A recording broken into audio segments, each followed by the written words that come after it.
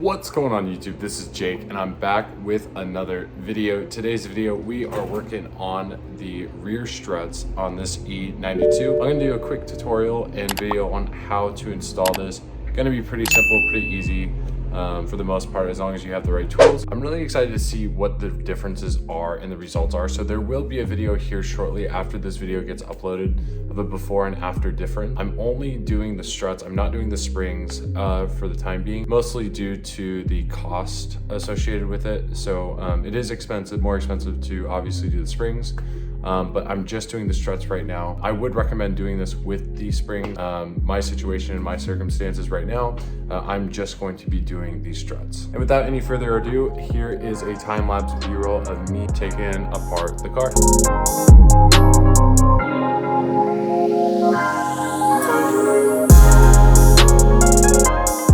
All right, so now getting to the back of the car, I've done a little bit of a setup here. There's essentially, you're gonna have to take out this inside liner. A lot of it's just held in by plastic clips and little rivets. So they look like sort of these guys here in these corners. So I'm gonna go ahead and work on taking this out. That way we can go ahead and remove that. Looks like we've got about 4 here.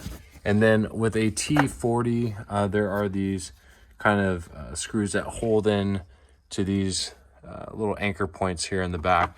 So you're gonna have to do that on both sides. And then once you get this liner out, you'll be able to continue to the next step. I'm gonna go ahead and start working on that now. All right, so I've been fucking around with this for a minute now, and it is actually really simple and easy to kind of approach. It looks a little confusing here at first, but essentially these, so I took out the centerpiece that was here. It was just this single piece. You just kind of pulled that flap out and it just pulls right out. And then these rivets are held in by those black rivets shown earlier, are these guys here. They have to pop all the way out.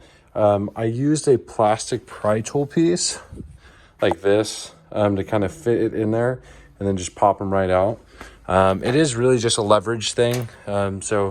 It can be a little bit struggling, but if you use a little bit of force, you'll be able to get it out. As far as this goes, this is just, you don't have to take this out.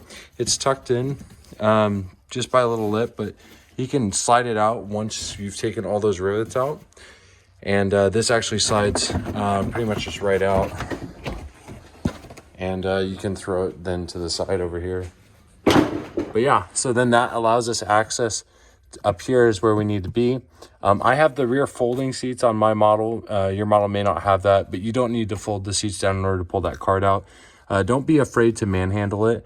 It is just a piece of foam, and a lot of times they're locked in there. But if you go ahead and manhandle it and rip it out of there, you're not necessarily damaging or hurting anything. Just be aware of the wires, but you'll be perfectly fine getting in there. And I'm gonna go ahead and repeat that process here on this side.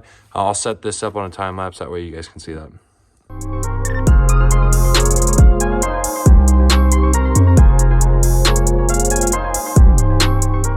For this next step, you're gonna just need a 16mm wrench or a 5/8, which is going to be used as a counter hold on this piece here. And then you're gonna use a 6mm to work on getting this top piece off, which I'm gonna go ahead and do now. This comes off right here, this top kind of shock mount, and that's all we got. Now looking underneath the car, there is a 15mm hole. It's right in there. You'll be able to see it here from the top side. I'll add some light in there on that. Boom, goes there. And then you've got a 17mm nut here down below that you're gonna have to use. I attached mine to a gun here to help me with the process, but I'm using all the grit here at first to get it started. And then this is just gonna help me easily get it off from there. And make sure you're using a deep socket there for the 17 underneath. Now that that's done, you're gonna want to compress the shock here. And then go ahead, wiggle it on out, and that is the first shock.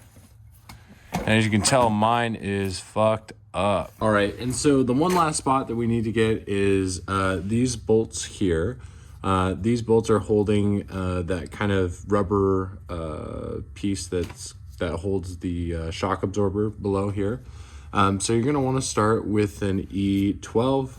I got this attached to an extension, and I'm gonna go ahead and take that off.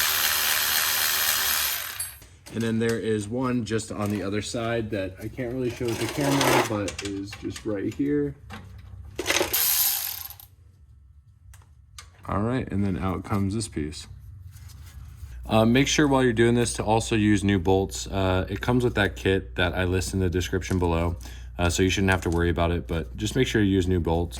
And another good rule of thumb, especially with any of these bolts for any job, is to just kind of hand thread these first. That way you're not stripping anything, especially before you use power tools. All right, and I could not find the torque specs for these guys online.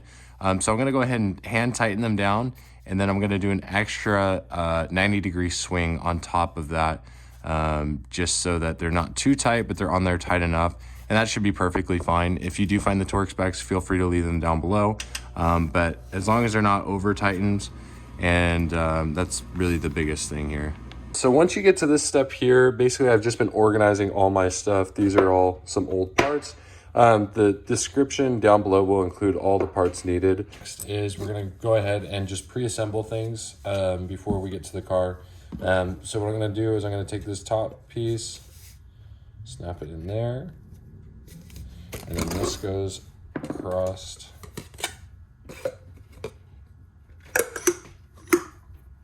in there, and just make sure that's seated in there nice and perfect. And we're gonna go ahead and use this guy here. This is gonna just slide on, and then this grommet piece from the top slides on right from there like that. And then this guy is used on the other side of the car for the top mount. So that's gonna plug in there, and then you're gonna go ahead and tighten from the top side with that. So this is what your setup should be like once this is all put back together and completed. All right, now that that's back and installed, we're gonna go ahead and work on getting this rear shock absorber in, and I'm gonna just put this rubber seal in first. So I'm gonna go ahead and compress this shock real quick. Off camera, I'm just pushing down on the shock until it's fully compressed.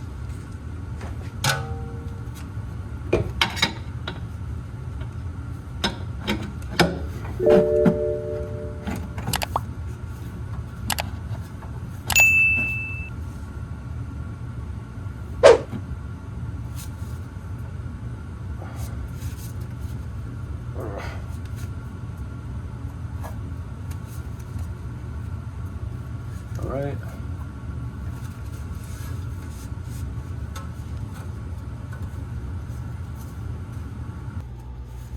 All right, and now that is completely in. Just make sure that that lines up first. So I went bottom half in, swung it around, got it in. If you don't get it in right the first time like I did, just compress on this metal top piece here, compress down, get some good leverage, and then you'll be able to free this up, get some space in there, and screw that down. I know that the brakes are not in a good shape right now, so don't talk about that. I literally know that these are worn, and I'm going to be doing that here within the next month or two, so stay tuned for that. But yes, these look like shit right now. All right, so next I'm gonna apply just a little bit of pressure to this control arm. That way when I fasten that nut down below here, it's gonna have a little bit more, so basically like when this is compressed, a little bit more of that shock could pop through.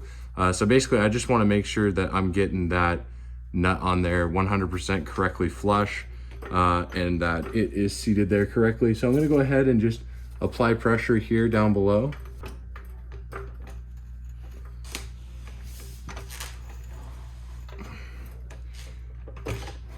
And that should be enough there.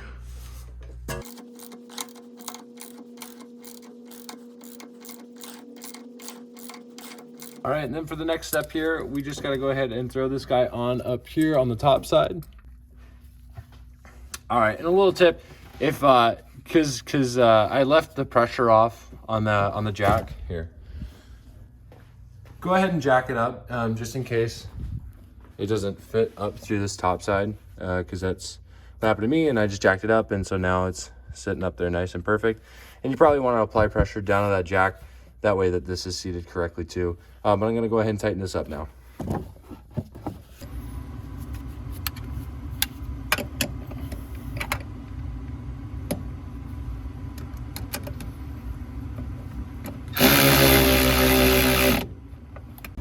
All right, and then I'm just gonna do everything I did just now on video, on the other half without video.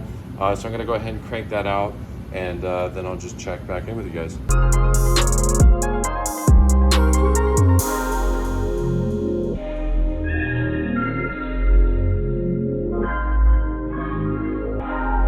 What's going on, guys? So it has been a couple days since I've installed the rear shock absorbers, and I can say 100% that you should do this. It definitely transforms the ride quality of the car. I'll be going more in depth with more information and a little bit more of an overview of what it has done for me. But so far the experience has been overwhelmingly good. So I'll have more information on a more in-depth video here pretty soon. But for now, that wraps up this video. Make sure to like, subscribe, all that good shit down below. And I will see you guys in the next video. I'll catch y'all on the flip.